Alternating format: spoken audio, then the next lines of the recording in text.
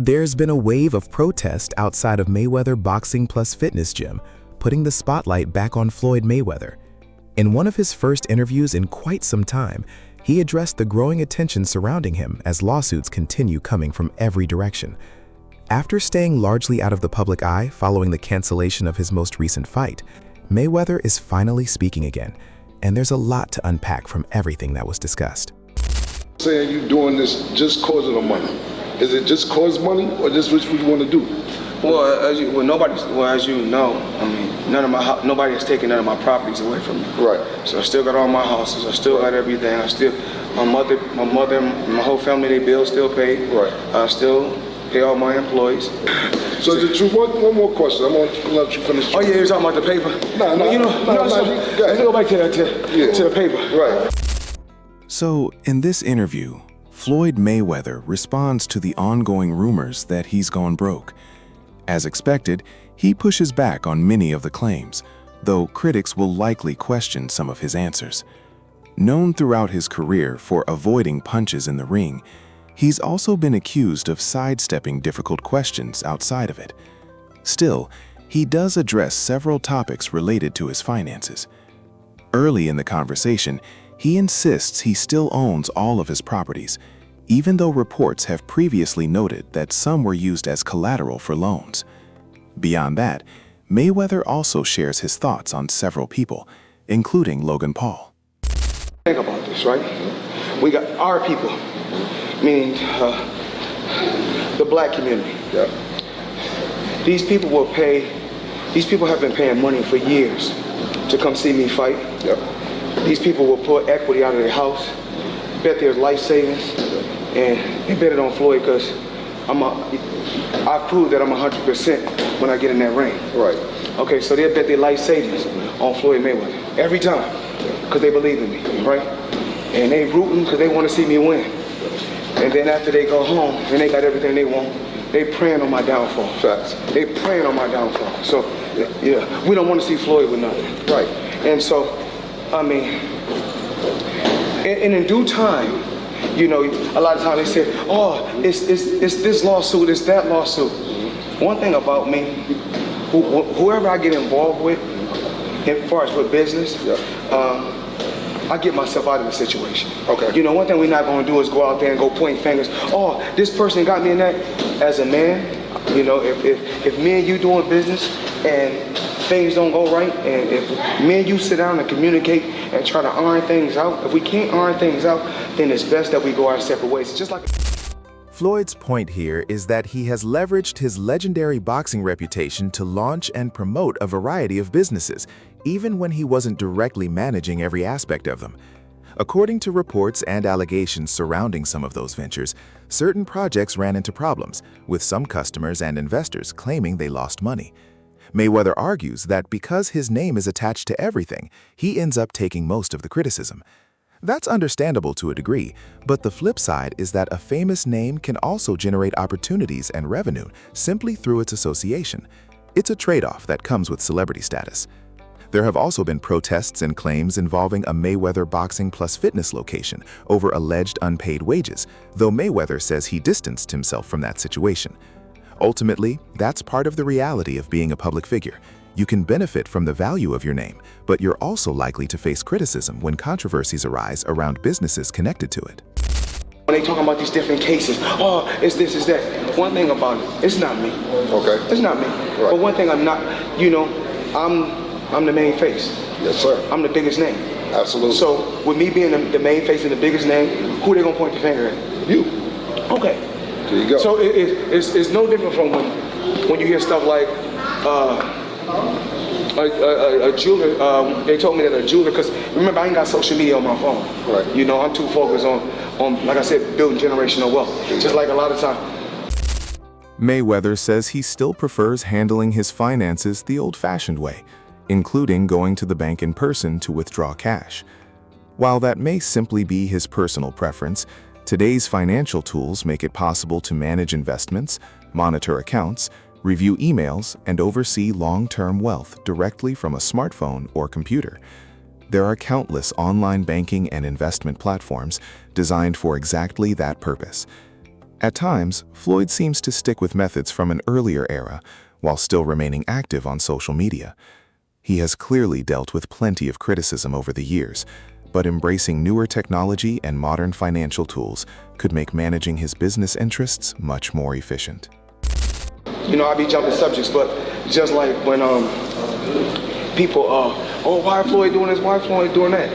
Man, listen, I'm not in nobody else's business. One thing about me, I stay in my own business. Right. So the thing is like this: if I was taking punishment throughout my career and I couldn't walk or talk, I couldn't articulate well, then I'd be like, yo, fuck that. Right. But as far as me going out, having fun, entertaining, being in control, doing exhibitions, keeping my body in shape, let me do what I want to do. I don't pocket watch nobody. I don't know what nobody doing. Right. And then it was so crazy that Floyd Mayweather says he doesn't concern himself with other people's finances.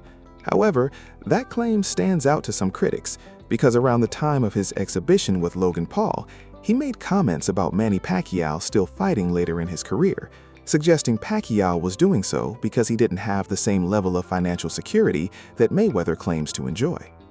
Those remarks are why some people argue that Floyd has at times commented on other athletes' money, despite saying he doesn't pocket watch anyone. and do an exhibition or come out and box and have some fun. I do it because I want to do it, not because I have to do it. Whereas Pacquiao, at his age, which is sad that he has to fight. You know, I'm financially set, and I want to let everybody know this. You're gonna hear so many different stories. Oh, Floyd have to do this. No, I'm well off. Every property that I have is paid for. My jet is paid for. All my cars is paid for. I own billion dollar buildings. I own so much property, and I'm steady investing in different things. I'm investing in the tech world. I made a lot of smart investments. So I didn't do it by myself. I want to thank my team. $100 million in jewelry. Damn. Ocho. Yeah. $100 million in jewelry, Ocho. 100 million is crazy. But hey, Uncle, it's Money Mayweather, Unc. It's Money Mayweather. He had an image to uphold. 100 million, bro. Many people, not just me, it was said on this channel, I don't know if Floyd see the clip, but we said it just looked embarrassing when he's at a basketball game. Rather than enjoying it in front of his kids, Jay-Z and children around, he's just sitting there counting stacks of money. He is nearly 50 years old now, and it is a bad attitude to have. And my name is Money, I'm doing this. Then they try to say, oh, well, why did he do that? Oh, why did he do that in front of Jay-Z? Jay-Z is this and Jay-Z is that. Man, listen, I love my people. If anything, Jay-Z love how I pop it, and I love how he rap. And the reason why I know he love how I pop it, that's why he didn't show it up to so many of my fights. Because game respect game. I respect this game. I respect his hustle. Right. You know, a lot of time, even like different individuals, where people be like, oh, and like it could be people from all walks like, oh, this guy is worth this and this guy is worth that. My whole thing is this: I don't know what nobody is worth. Fuck what you're worth, what you got. Right. So at the end of the day, for the last 30 years, like, I mean, ain't nobody seen me in no soup line. I ain't been out on the streets begging like my hands is cups. Right. So at the end of the day, I'm good. Gotcha. They told me, I guess when I went to a game, you know, I didn't have season tickets for somewhere close to 30 years. Right. Watch the Lakers and the Clippers. And every time I pay the people, I pay in cash. Having cash is a part of our culture. That's what we rap about. That's what we talk about. Right. You know, we floss and we flashy. My name is Money. Right. So if my name is Money, I'm not paying nobody with no credit card. Right. Mayweather also brings up the idea that parts of the black community have turned against him, even though he has previously made comments about identifying simply as American rather than African American. We've covered that topic in earlier videos, so there's no need to revisit every detail here. From the commentator's perspective, Floyd doesn't seem to recognize that the way you treat people can eventually shape how you're viewed in return. The criticism is that he continues approaching situations the same way he always has. The discussion then shifts to Logan Paul. Despite Logan's own past controversies, Mayweather continues joking about or dismissing the issue of the money Logan says he's still owed from their exhibition, keeping that dispute alive rather than putting it to rest. But what do you got? Right. You know what I'm saying? When I tell them, I'm like, what do you got? All my properties are paid for. I'm just laying low, cleaning up bullshit business, and then, you know, it's back to the regular program. I'm still the face of boxing. Absolutely. Motherfucker 50 years old and still the face of boxing. It's some crazy shit. I gotta take my hat off to Jake Paul. I like Jake Paul hustle. He popped that shit. He know how to hustle, and he know how to get that bag. Yeah. So his hustle is I mean, he a white boy, but his hustle is like... I can't get mad at it. Yeah. The argument being made here is that people often end up facing the consequences of how they treat others. The commentator suggests that if someone develops a reputation for not paying debts, delaying payments, or handling business in a way that others view as unfair, those decisions can eventually come back to affect them. From that perspective, it's a case of actions having long-term consequences. The commentary also points out that someone who was once closely involved in Mayweather's business circle now appears to be thriving, frequently sharing videos from private jets and showcasing a lavish lifestyle, while implying that Floyd is no longer projecting the same image he once did. So I said, Al, where are the files? Well, I had them in my basement in my house in California, and it was stolen. You were getting celebrity endorsements. One was DJ Khaled, hilarious, and Floyd Mayweather. Yeah. And he posted on his Instagram him taking this what do you call it? The Centra card? Centra card. The Centra cards, and going and purchasing something with his Bitcoin at a store. Yeah. He did that knowing that it didn't work. Floyd Mayweather doesn't know anything that's going on, really. So like what we all know that. Yeah, yeah. The guy can't read, and Yeah. How much did you guys pay him? Like $1 million. He took that knowing or not caring if it worked? It was just knowing, not knowing, right? Like they didn't care. He does a million promotions like that. It was basically you speak to his manager. Yeah. He's like, this is Floyd's price. You send the money over. Yeah. The manager makes his little cut from it. Mm-hmm. And he just says, what do you want me to say? And what do you want me to do? Okay. Right. And you just basically give him his script and he just does it.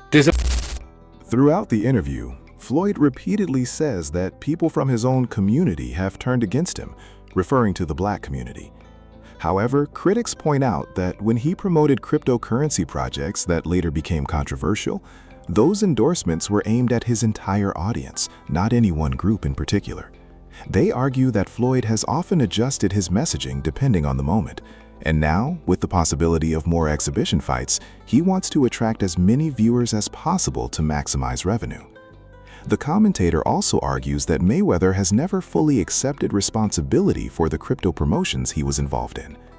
According to that criticism, he appeared willing to promote projects to his millions of followers based largely on the promotional material he was given, without thoroughly examining the products himself.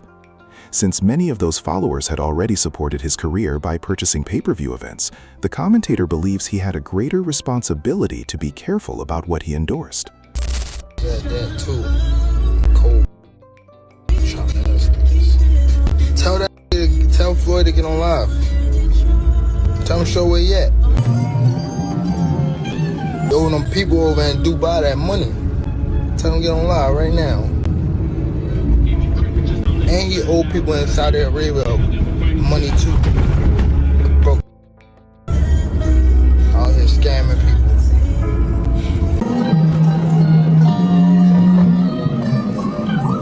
I'm going live right now. The commentator argues that it's surprising to see Floyd Mayweather dealing with so many financial questions after earning such an enormous amount of money throughout his career. The overall impression they took from the interview is that Floyd's message was essentially, "I'm not broke.